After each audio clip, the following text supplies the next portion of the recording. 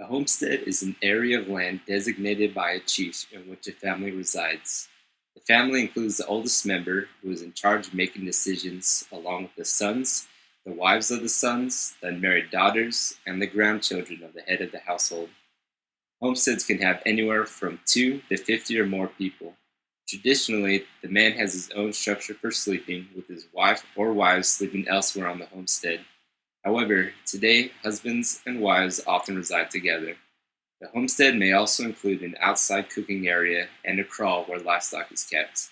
Like most things in Swaziland, each volunteer has a unique experience with their homestead.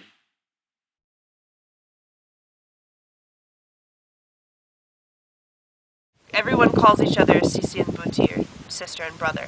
So you don't really know what the relationship is. And if they're older, you call them Mage or Babu, which is mother or father. My homestead, there are 3 sisters, 1 brother, a Mage, and a Babe.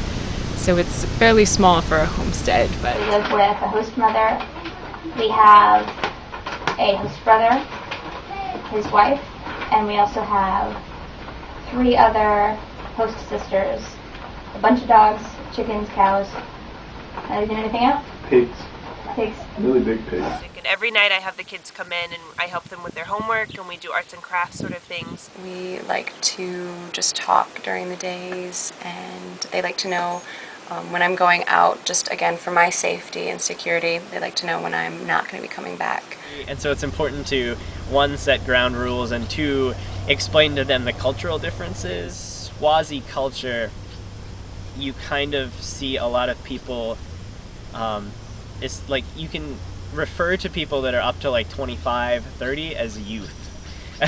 And so it's kind of like this, not subjugation, but you have to go out of your way to explain your culture to the masculine head of your household.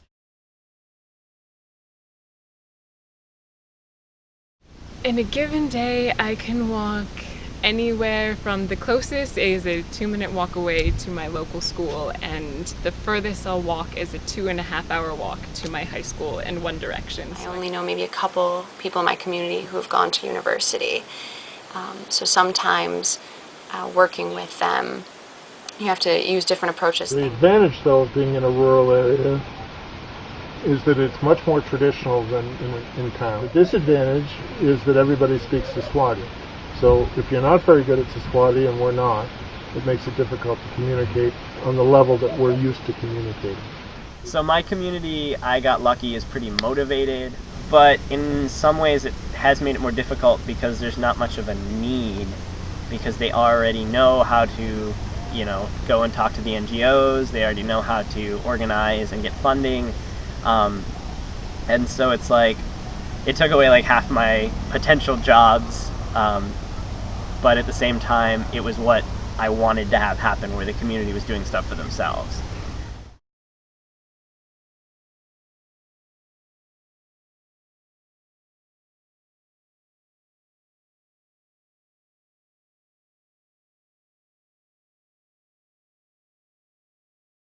A lot of people tell me that at their sites, stigma is really high, stigma around HIV and AIDS. It's so high that they can't talk about HIV at all. And other people, I mean, not like very directly, right? I mean, we're HIV educators, so we can talk about it, but they can't talk about HIV with somebody who has it and acknowledge that they have it.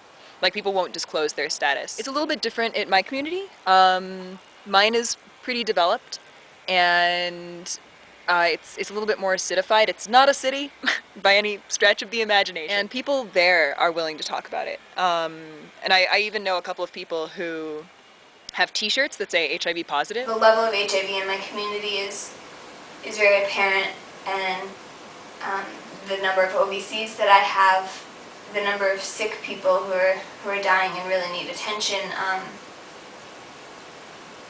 it makes it difficult to live there, but it also makes it easier to work because you can see the need and you can see the impact that you're having.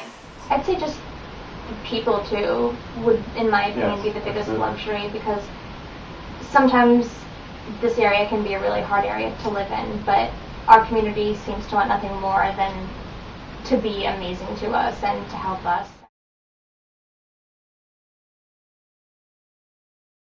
Since I have electricity, that means I can stay up a little bit later because just having lights after it gets dark, you don't have to burn candles or use up batteries with flashlights. I can charge my computer. I brought a laptop, and my family actually back home helped me buy a fridge, so I do have a miniature fridge here. I also have a fan that uses electricity and keeps me a bit cooler. To keep our computer charged, we have to go to a neighbor's. It's about a quarter of a mile walk, but they're really nice. They don't charge us. Other than charging the computer, we don't miss electricity. We bought some little lights that clip onto books randomly before we came. They're fantastic. We use them to read at night. And my mother-in-law gave me a hat some years ago that's got little lights on the brim. If you got to go to the bathroom at night, it's wonderful. Yeah, it's really not that hard to adjust to. We miss air conditioning. Climate control is a really nice thing, but other than that, candlelight's nice.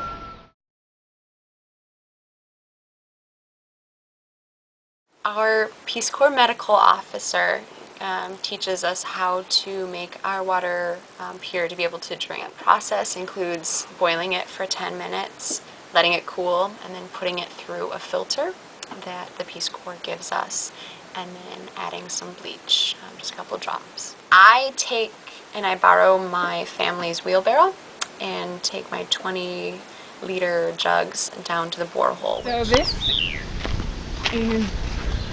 looks like those old mine cars, and this is how the borehole works. You've got to pump it, and it takes what seems like forever to fill up one of your buckets. It probably takes me about 5 minutes to fill up each of my 20-liter buckets.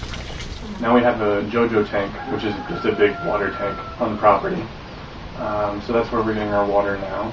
Yeah, our family has water brought in from Matata, and there's a river close to Matata, and Matata takes that water and they purify it, and you can buy the water at cost from there if you choose. So this is it. This is the latrine, and so this is the toilet. Here is my makeshift shower over here. We've got the solar shower, which, as I said, I highly recommend to have. Nice little shower curtain so I don't ruin my walls. Bath mats, which you can get all of this stuff here so you don't slip and fall. This is the tub. So you fill up your bucket with water, and then you just put the water in here, and then you bathe. This is my shower. I am one of 3 Peace Corps volunteers in Swaziland with a shower. Another reason why I am frequently teased for my softcore site. See, it actually has water and stuff. Ooh. It's incredible.